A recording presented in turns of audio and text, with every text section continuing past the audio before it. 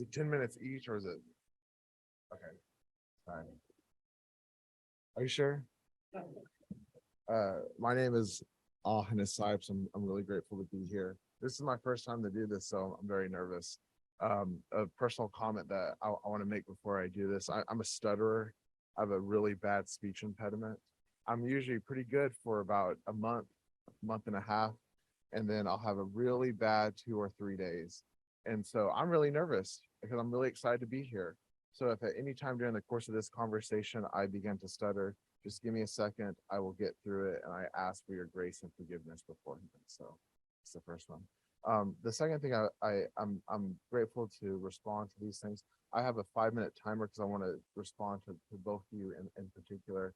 And Daniel, is it okay if I ask you some questions and share thoughts that I wrote down off the thing that was submitted to me?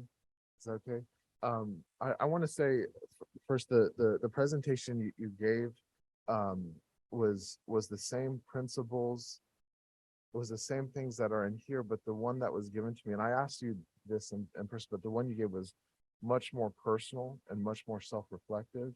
And I want to, and you can say no to this. And any question that I ask, you have permission to say no, and I'll move on to the next one.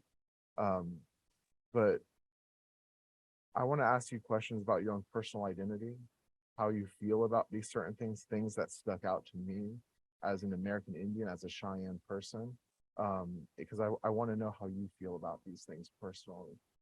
A lot of the presentations I've seen you do have been very academic and research based, but I want to know how you feel about these things. Is it okay if I ask those questions? So in the first one, at the very beginning, one of the things that you talk about was that you came from this massive family, this massive, mostly Mayan family. There was ceremony, there was labor, but then you go on and you mention, and I counted 9 different groups that you're descended from, but you referenced Mayan ceremony. And my first question is that, I'm descended from multiple groups, but I only claim one of them. But I do feel pangs inside of my heart to learn about the others. Do you feel the same pull or pangs? Because you talk about being Mayan and the other clans that you're part, but you mentioned Arab, Afro, Jewish, European groups. Do you feel connections to those and have a desire to learn from them, as to learn about those cultures, teachings, and things as well? Yeah, I want you to answer. Oh, absolutely. I think for me, that's where most of the do. Because, on one hand, have these ancestry, on the other hand, culture is what we do. And then even culturally, right, like I did feel this tie, I could have mentioned earlier, but always that's one of my ways or common to do. Because while I have a lot of people love and practice with the mind culture that I have the content, I probably spend more time in common ceremony than I have in mine. So, in essence, I guess trying to embrace that I belong to many people, that I'm part of them, constant diversity, but they're all linked. Because sometimes I guess we get stronger, they can get stronger. A lot of that is dependent on opportunity and relationship. And the next part, the next thing that stuck out to me, and I'm not going to be able to get to all these, but I wish I could, but it says, one of the earliest memories of my youth is my parents is taking me to the mountains to attend a powwow, searching for medicine in a new land among people we were confidently related to, but who are elders in a place of a seed of global indigenous consciousness that was planted in me. You would go on and say, the connection I remember feeling at that time was not tied to religion, but to place, people, in a deep sense of time. I love that. That resonated with me because I was lucky to grow up with ceremonies and sacred covenants and teachings to know who I am. And you mentioned earlier, like those Mayan ceremonies. But the thing that I want to point out, that you have felt this, what I have felt growing up, and hopefully other people have felt those things. A powwow was a creation of the boarding schools to generate money. And so, I mean, it's the lowest form of it's entertainment. And so I can only imagine what you have been able to found in actual ceremony and things that, aren't commodified or sacred. But going back to this comment, that the times when you have been able to, and again, I know that some of this is sensitive, so you don't have to answer this if you don't want to, but finding that medicine and finding those places that, as you put so beautifully, planted in your heart, a connection, a feeling of time. That was out of time, but a place of people, a good sense of time. Could you express a little bit more about that, those things you were able to find? Yeah, no, for sure. I think, I got a good opportunity to like music as well, to talk market, and other diaspora people, because for me, I think, yeah, we're dealing with the face of things that are constructed in context, but there's a subversive spirituality, echo, guess, um, like chasing echoes, right? Chasing those echoes that are shadows that are people like that. Look at smuggled in from our ancestors. That's why I guess I identify with the biggest smuggler in the pirate in that regard, right? We don't have anybody to help. That is the person of like, oh man, if anything, I'm a spiritual drug dealer, right? Because this is stuff that has been banned, it's been illegal, it's not stuff that's really available. And so having to do that in my own context, coming into a different one, I'm always looking for that as well. Right? What's underneath, what's below, what's running through the, I guess the base, the superficial base that is part of the survival, and there's something else to do. I reckon for me that's been a hard approach. Again, hip hop and black music, there's so much trip work there that for me taught me as well to bring my to trace and track those techniques and those spiritual. So I'm going to ask this question. There's two questions I want to go back to. So I'm going to jump ahead to something that I read that again also stuck out to me. You write here. So, and this is referring to your family, and so anyways, I'll just read it. For many of these relations, expressing faith in the gospel of Jesus Christ, particularly synonymous with being loyal to the institutional church, grounded in profound emotional ties to an exclusion memory of only positive uplifting experiences. Additionally, after enduring so much hardship in life, receiving both material and immaterial support through their lives through official and unofficial Mormon connections, it feels ungrateful and perhaps even spiritually dangerous to confront problematic and harmful beliefs ties to Mormonism. Likewise, for myself, I navigate my own sense of integrity, apprehension to be ungrateful to the generation that raised me. So this paragraph, the first thing that struck me, because you're talking about your family, the first thing that struck me was that you love them. And I know that everyone loves their family, but you genuinely love them. And this conflict in addressing these issues, it brings not only this academic conflict that's out in the ether, but it's very much a conflict that happens within the walls of your own home. And it's a challenge, and it's a struggle. And one of the things that I really, oh yes, that's my time for you, but I'll stop right here. But one of the things I want to mention specifically for you was that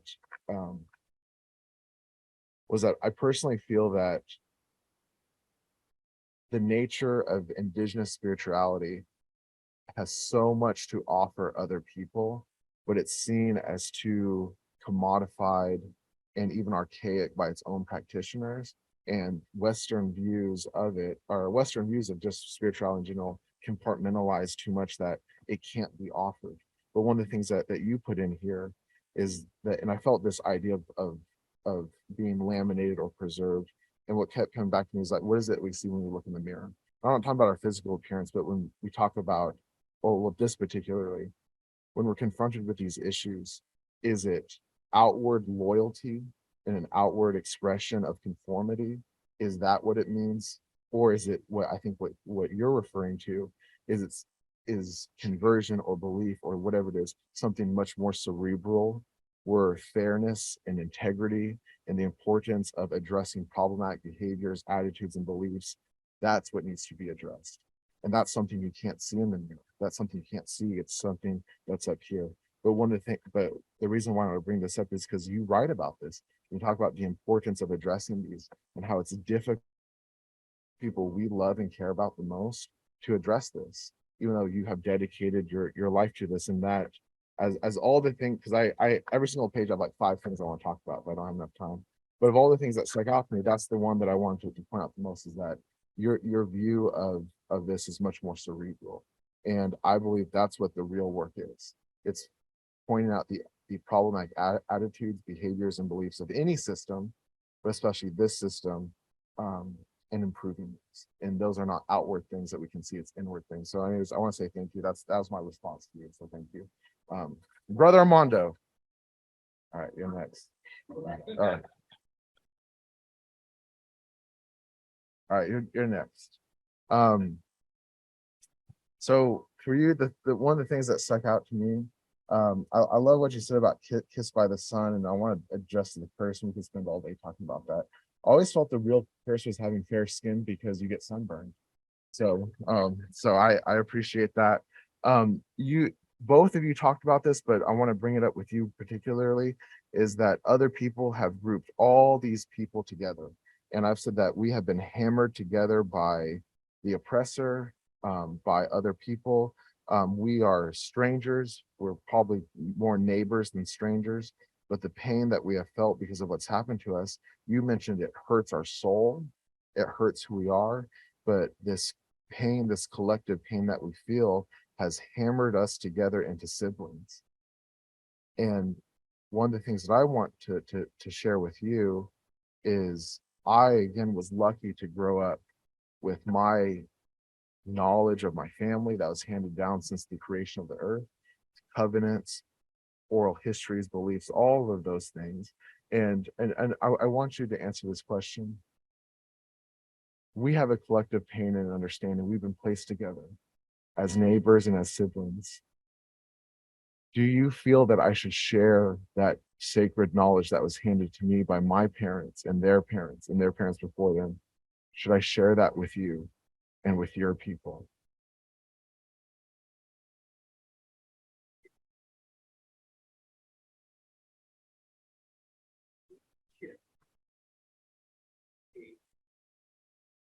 Human beings in their faith is spiritual. There is nothing that distinguishes from you coming from what the Maya people call Mama Pacha, Mother Earth. That's what gives me our identity. I am only a part of this human family. And what brings us together is this sense of belonging. We belong to the Great Spirit. It's the Great Spirit that creates us for a purpose.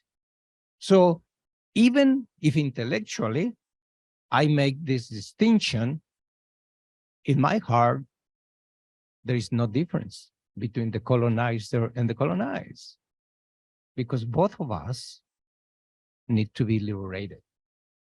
Yes, I do appreciate your wisdom, your stories of creation, which are not very different from my stories of creation. Already cutting you off. I mean, it's the first question.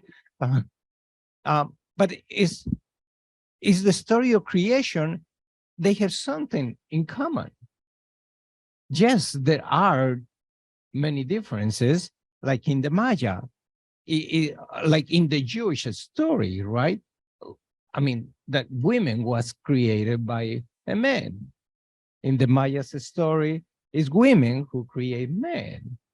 In my story, my spirituality is asexual, is androgynous, right? So I do share, I do live at the experiential level. Your pain is my pain. The pain of the white man is my pain. And I'm more than in the pain, I'm interested in the joy of being one. I don't look at terms and divided, but the goodness that is inside you, the Great Spirit, that call us to be one in the cycle of life. Yes, I cry, but I also laugh with you. Brother, I don't see any difference between you and me. And I said that from the bottom of my heart. I don't make differentiations. When I see what you call a white man or a white woman, I don't see it because I bring it, I carry it with me. My nanny was an African Mexican, one of the African slaves who were running away to the railroad. Yes, I'm sorry about the African Americans, African Mexicans, because she ended up being my nanny, the one who take care of me. But from the African American, from the African Mexicans, I learned again the pain of not being free. That again, but what put us together is this recognition that we came from the same spirit, not from the same religion. Religions are human creations that divide us, but the spirit is what brings us together. So I'm so happy. And this happy is based on these contradictions of me being carrying the liberator. When I go to France, right? The people say, oh man, you are a very rich man. You are brown. You are a rich American who spend all the time on the beach. I said, are you really out of your mind? And when I came out of the plane and came to the United States, I don't even have a brain. I'm one those Mexicans, right? But that is what people say about me. At the bottom, I know who I am. I know who you are, bro. I have to wrap know. this up because my time's up. But I do want to say this. So I appreciate what you said. And I just want to make one last comment about the presentation that you gave. And it's this, that the examples that you said was, or this was, sorry, academia and other institutions and historicity define who we are. And why can't I define who I am? Why can't I use my tools and my knowledge to define who I am? I was once taught in a college course that I must use the tools of my oppressor to define myself. And what you shared is that, and I believe it's this, our own teachings, our own beliefs, our own ceremonies, our own practices that were given to us since the creation of the world. That is what will liberate us. And that's who we are. And that's what will define us. Thank you, because that's what stuck out to me about your presentation. And I want to say thank you to both of you. Thank you for me this opportunity. I appreciate the work that you're both doing. And so thank you for sharing things that are so sensitive to this. And so thank you, everybody.